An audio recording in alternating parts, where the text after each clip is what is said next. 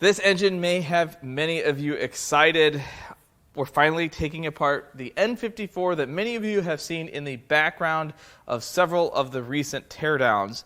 And I've been kind of holding off on this engine, not because it's difficult or time-consuming or not interesting, but because I wanted to get the complete story as to why this engine was returned after being in a car for 7 months. Now, before we get into all of those details, let's talk about what an N54 is. This is BMW's N54 B30. It came out in the 2007 335, and actually they use this engine in Z4s into pretty late model years.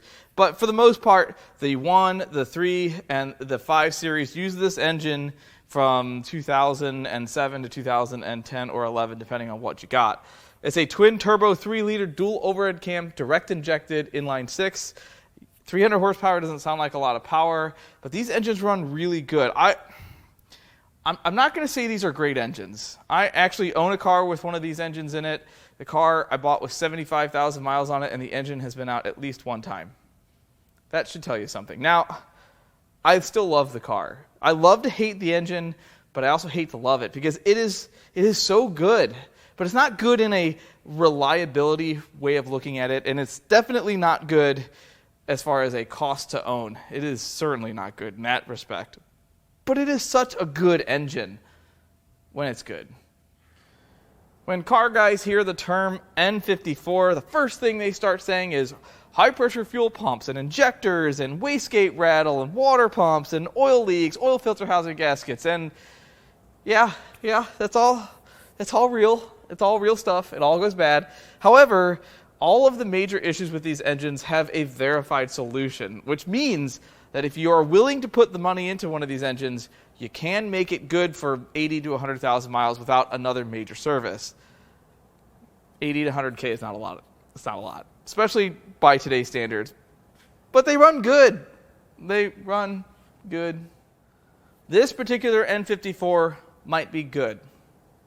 We might be tearing down a perfectly good engine today. I don't want to do that. That's the last thing I want to do. However, selling an engine that is claimed to be bad as good goes against every single fabric of my being.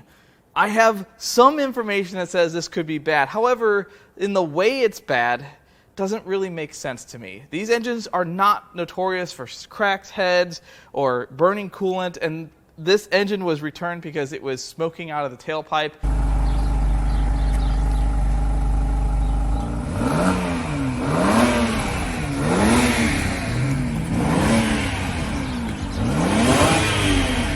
And it was low on coolant, it was consuming coolant, and that doesn't mean it wasn't leaking somewhere, or maybe it had a heater core problem.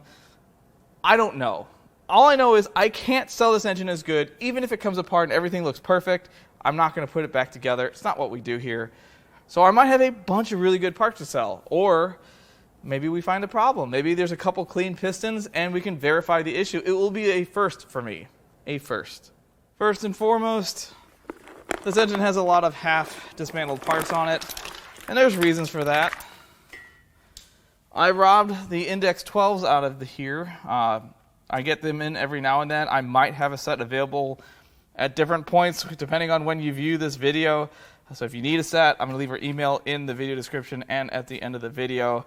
But I've already taken the injectors out of this engine, and I'm pretty sure my specific N54 N-Series engine spark plug socket has walked off. I have one at home, and I can't find the one here. Kind of a bummer. We'll just have to inspect the plugs once we get the head off. One thing we are going to do is pull the oil filter and see if that has any clues on.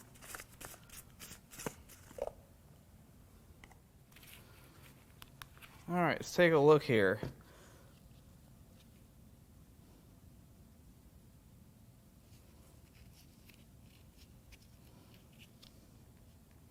There's a couple pieces of metal. It's not bad. I mean, obviously metal's never supposed to be here, but the filter did catch it. It's not like it's loaded with bearing material.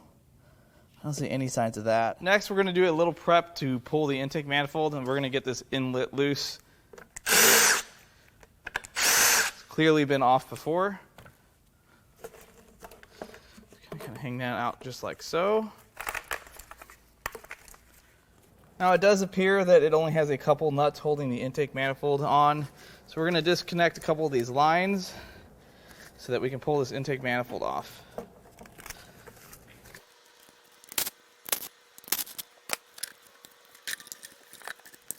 Right off the bat, you can see that this hasn't had a recent media blasting or walnut blasting.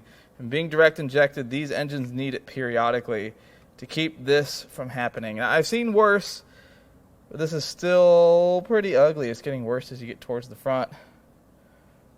Yeah, look at the buildup on the stems.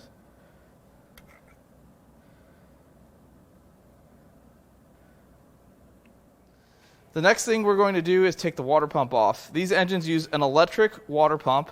It is another source of problems on these engines. However, there is an all-metal version that you can buy. It's about $300. That's what I've bought for mine. And I've not seen those go bad, but the plastic housing water pumps definitely fail. They crack and leak. So we're going to go ahead and get this off. I'll show you how this works. It's just a real easy few bolts, but not a lot of fun in an all-wheel drive car. Here is the electric water pump. Yes, it looks like a mini turbocharger. It is actually a water charger in a sense. And of course, they use plastic on the most important part of this housing, and they crack, they split, they leak. This one's just broken, likely from moving the engine around after it was pulled out of the car. I'll go ahead and show you how this is kind of laid out. You've got both of your turbos pointed in opposite directions. You've got the inlet on the back of the engine, and then an inlet on the front, which is not here, and your downpipes attached here. This is the water manifold. These are both water and oil cooled. Here are your oil drains. And then here is the outlet for the turbochargers that collect the boost pressure here. That goes to the charge piping towards the intercooler.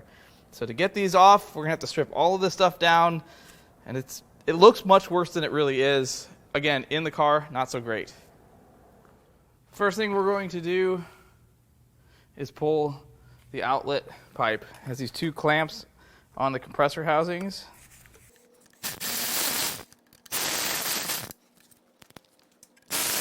Clearly all this stuff has been off and loose.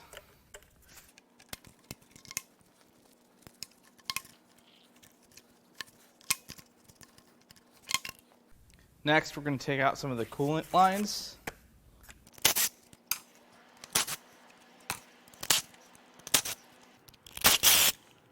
The idea here is to pull the turbos as relatively complete as I can.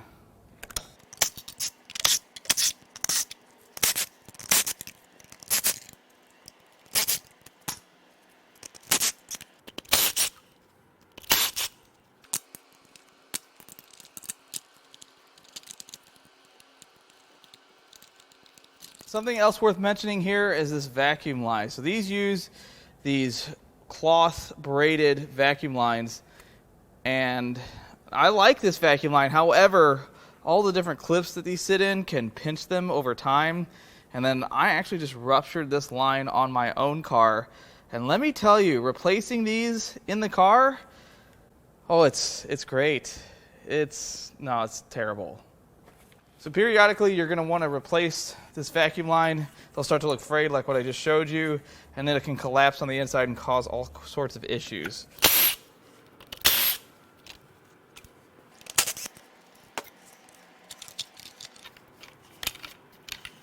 Alright, and these will just hang out here. See if I can get this line out just the way it sits.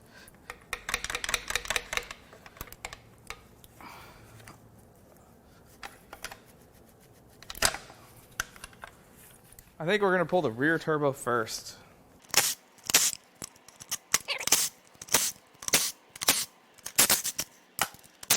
Oh, I think there's still an oil feed that we'll have to undo. Yes, it's right there. Well, they leave you a lot of room.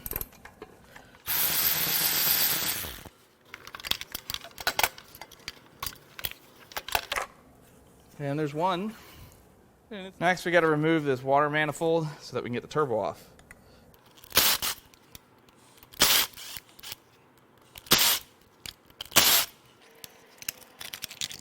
Now on this turbo, I'm going to try to remove the oil feed before the turbo comes off. Okay, I switched it to Titan. Yeah, much better. That was not the smartest thing I've done.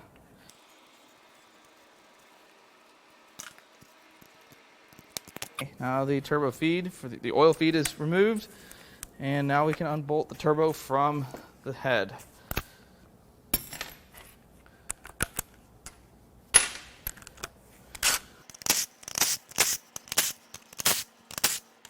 I think it's worth mentioning that these fasteners are 11 millimeters on the outside and T50s on the inside. The reason is because of their location, I can't get a socket on them on the lower two bolts, so use a T50. All right, this should come right off. It actually did. And now you can see what it looks like without the turbos. Here's the oil feed, Y's off here. This is where all the coolant comes from, or two. I don't know the direction that it flows, to be honest. And there's a coolant line that goes here, and then you've got your oil drains here. So let's talk about wastegate rattle. This is an audible sound when these are in the car, especially when they're cold.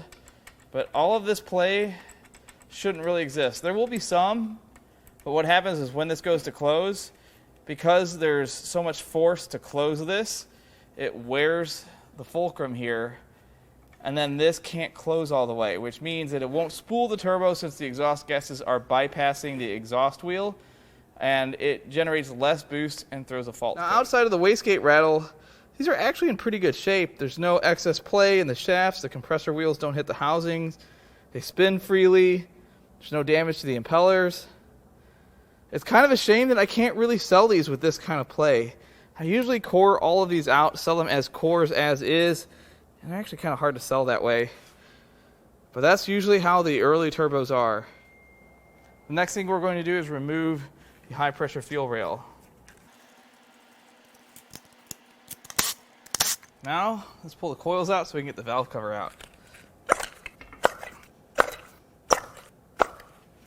It's clear to me this valve cover has been off because half of these bolts are loose.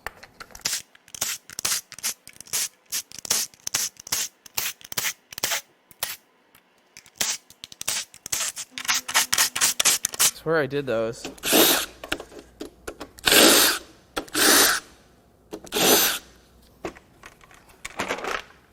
There we go. Now, unlike the N55 or N52, the N54 does not have Valvetronic. It uses regular dual Vanos variable valve timing. And getting this apart is very similar to earlier engines. Obviously, the construction is a little different, but the process will be the same. Before we go taking this part apart, I think we're going to go ahead and pull the high pressure fuel pump and the oil filter housing.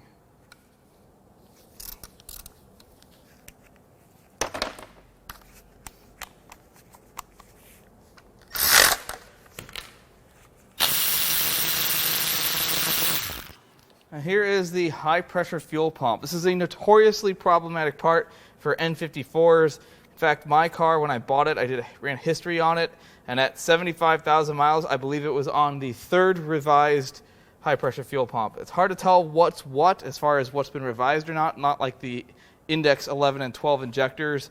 We're going to get this line off. Well, I believe this pump has been replaced at least once because there's a date on this cover from, it looks like, February 24th, 2009. And this came out of a 2008. So clearly, at least one time.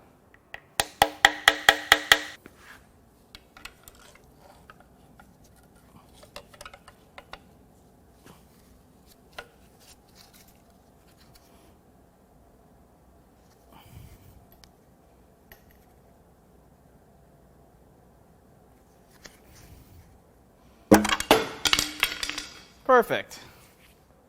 The high pressure fuel pump is chain driven off of the crank. I think I can get this off pretty easily. I think. Or we're just going to turn the engine over. Yep. Let's get the impact for this. Then the 3 T30s hold the pump to the block.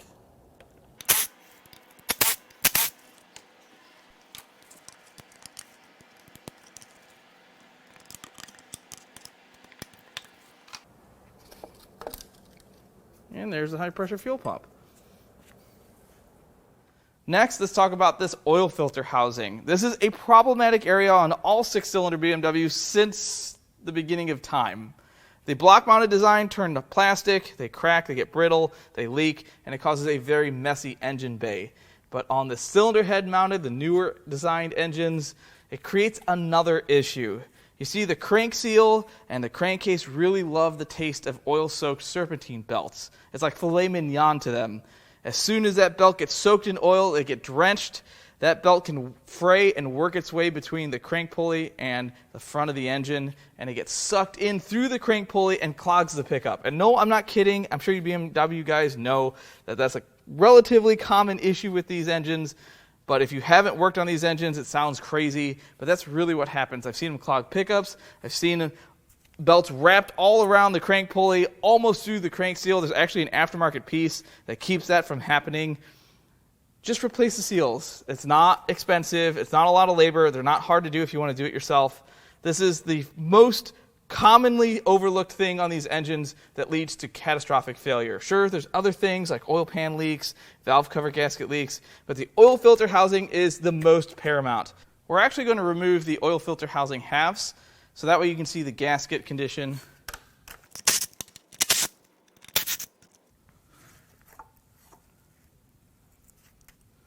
Okay, so there's the one gasket that leaks commonly.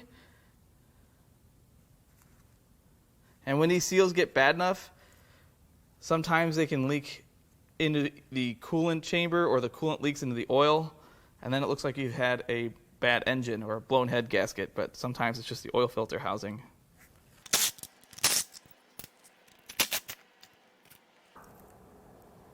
So these are actually pretty soft, a little brittle here, but again, when these get rock hard, not only do they leak externally, but they can get into the cooling system.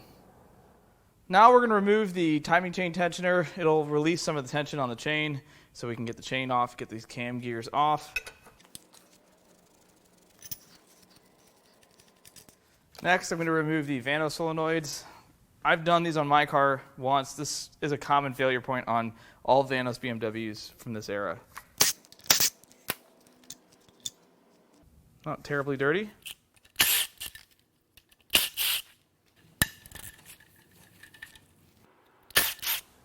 Now I'm going to zip the cam gears loose.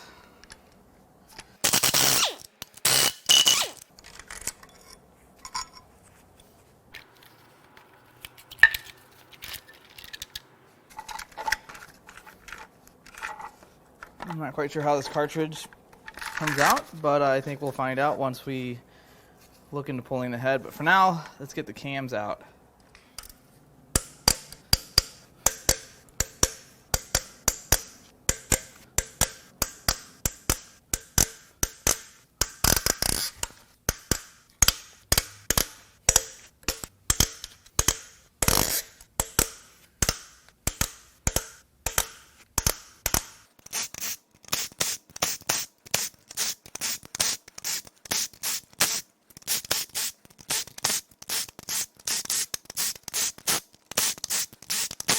I can remove this whole piece at once with the cam. Well, so far this all looks pretty good. It's a little bit of grooves, scratches, really light on the rollers. It's not super dirty in here. It's not perfect either.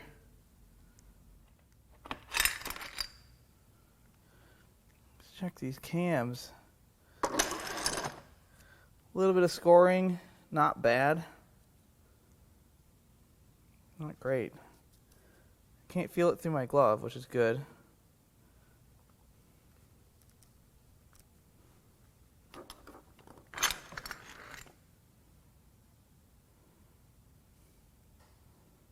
That one looks to be about the same. A little bit there. Not awful. So the next thing we have to do is pull the harmonic balancer out so that we can get this plug off, because there's a pin that holds the timing cassette in place. So we're going to get the balancer off and get started. This is the crank seal that likes to eat the serpentine belt. It just gets sucked right in there.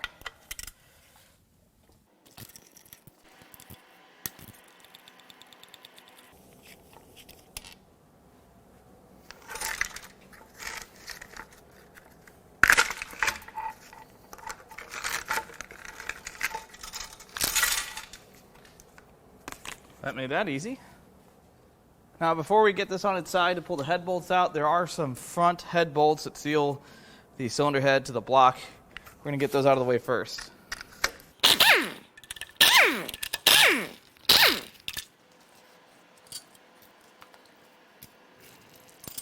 Of course, we're leaking oil out of there, and everywhere. Time to crack the head bolts loose. And this might be worth mentioning, but the outer head bolts are T50s, and the rest of the head bolts are T60s. At least they're not Allen head.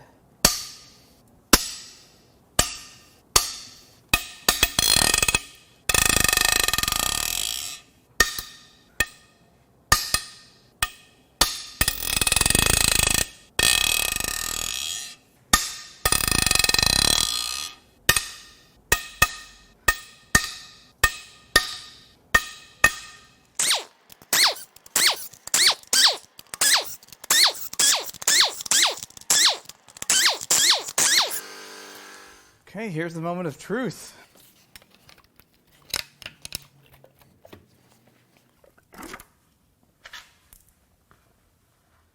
Well, nothing's jumping out at me yet.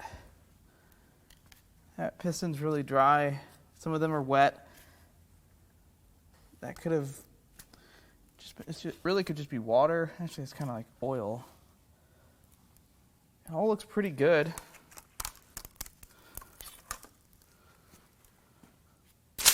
Head gasket looked okay as I threw it on the floor.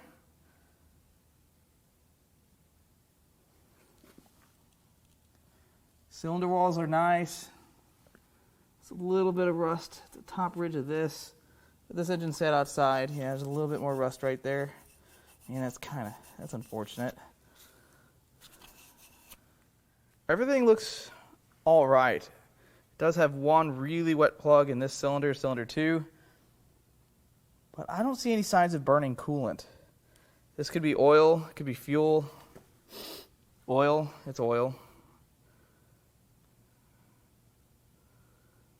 And these aren't really known for cracking heads like the earlier engines. I'm not going to say it can't happen, but I haven't seen that happen yet. Now let's flip this thing upside down so we can pull the oil pan. Wow, the oil coming out of this does not look good. It's a little more sparkly than I'd like to see. I mean, it's a lot more sparkly. Why is it sparkly? We did see a couple pieces of metal in the filter, but... Uh-oh. Now let's get the oil pan off. Also, aluminum bolts. Not my favorite.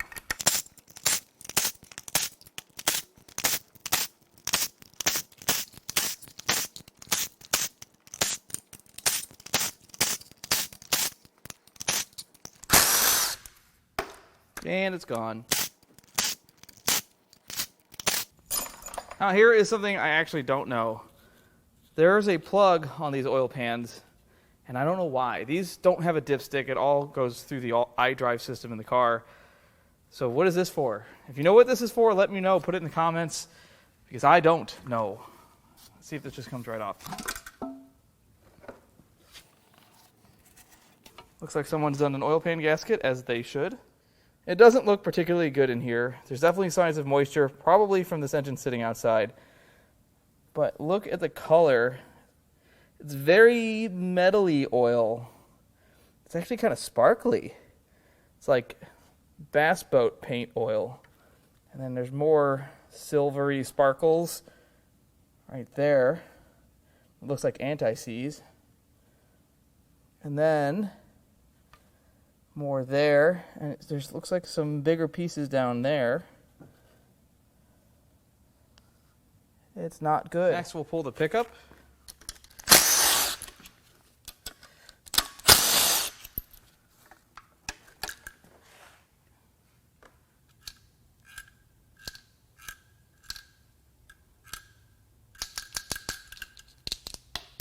So interesting enough, I just found that bolt inside the pickup, and when I went to pull the pickup, I noticed that there was a bolt missing from this location here. Somebody's been in here. Obviously, I think they did a pan gasket, but you really have no reason to pull this. So that's interesting. We'll get this windage tray out of the way next. Now, it's been my experience that does not like to come out. Doesn't really change anything. We're still going to try. Now I've got to pull this plug, which we have the socket for right here. Now I've got one more E10 to get out, but my socket here is too big for the hole that plug created. So I'm just going to kind of hold this inside here, fish the extension through, and do it that way. Hopefully this doesn't back off so far that I have no return. It is possible.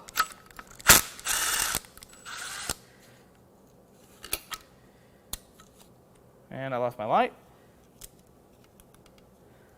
But it worked. Now we can go ahead and pull this oil pump.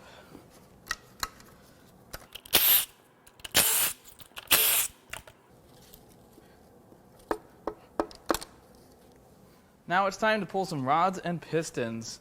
Of course, we're going to start at the front of the engine.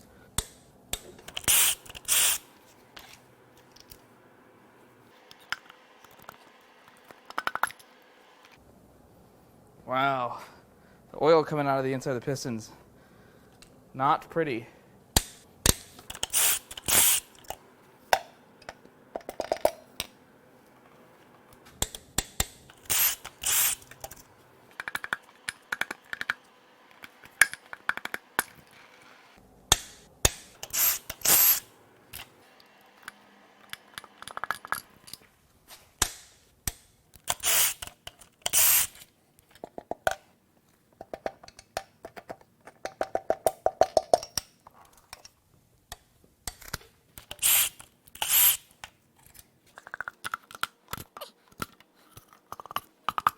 Well, I'm pretty certain where the sparkly oil came from, because all of these bearings show signs of wear and damage, especially that one and that one. So that's why the oil looked terrible, but the rods and pistons look really good. There's virtually no skirt wear. The ring lands are free and clear. The rings rotate perfectly. There's no damage to the top of the pistons. These are all in excellent condition.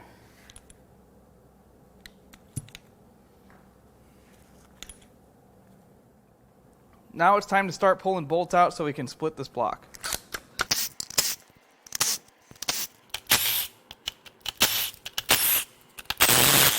Well, that one broke.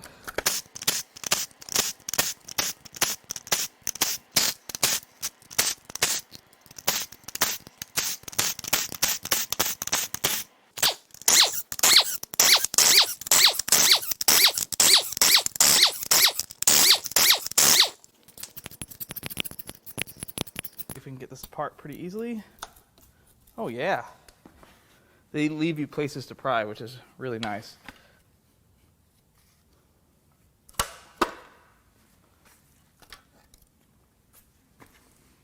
I suppose it's time to get the crank out.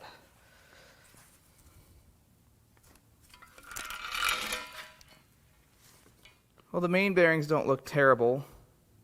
Certainly a lot better than the rod bearings. But there is still some minor damage.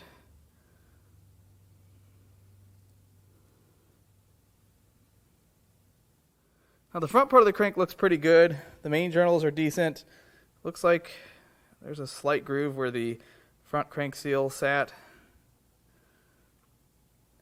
These journals look okay, and then as you get towards the back of the engine. That's where you start running into issues.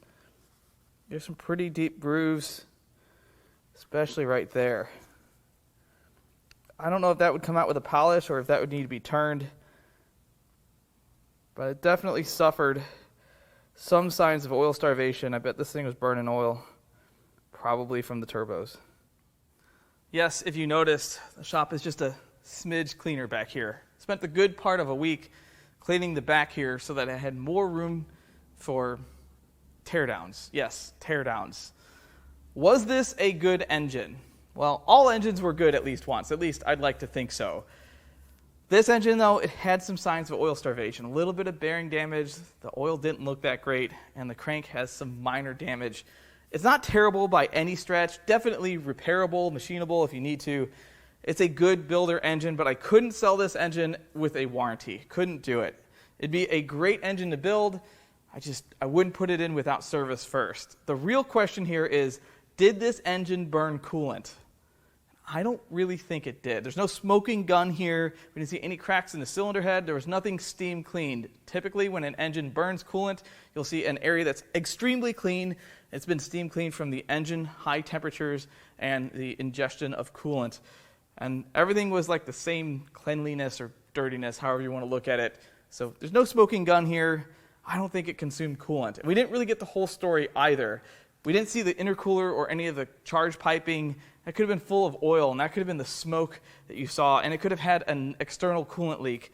We don't really know. These are, again, we never get the full story here. Hopefully you enjoyed learning all the intricacies of an N54. It takes a special kind of person to own one. Now, I don't really think I'm special. I make a lot of decisions, and not all of them are wonderful. This isn't one of those terrible ones, actually. If you listed all of the cars that I own, and you gave that list to somebody, and you had them pick out the least reliable cars on the list, chances are this would be towards the top, if not the top. And actually, I drive this the most. I've put almost 30,000 miles on it since I bought it, and I love it. Most of the time. Sometimes it's not so great. I've actually wanted to do a video on this car. I don't know if it's going to be that interesting. It's just a 535 wagon. Maybe I want to take it to the track. Anyway, hopefully you enjoyed this video. If you'd like to buy an N54, I have several in stock. I have 6-bolt, I have 8-bolt, I have miles ranging from 115,000 to nearly 200,000 miles. Just let me know if you need that, or if you want to buy Index 12s. I probably have a couple sets at this point. Plenty of N54 parts and the parts from the cars those engines come in. If you'd like to buy parts off of this engine, or maybe this engine in its entirety in pieces, I'm going to leave her email in the video description. And as always, I love all the comments, all the feedback, and even the criticism. I love it all, and I'll catch you on the next one.